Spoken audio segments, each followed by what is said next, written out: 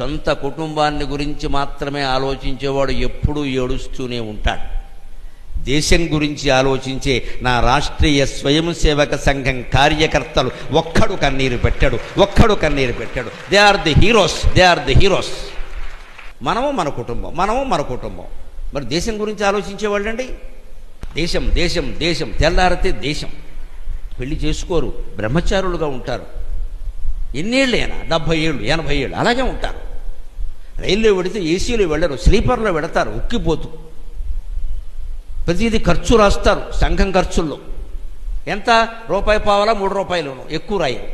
ఎవరింటోనో భోజనం చేస్తారు, హోటల్లో ఉండరు. కులభేదం లేదు, ఏం పెడితే తింటారు.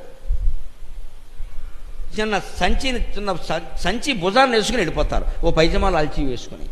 దేశాన్ని ఉద్ధరించే వాళ్ళంటే ఇంకెవరంటే నాకు అర్థం కాదు. నోరిప్పితే దేశం.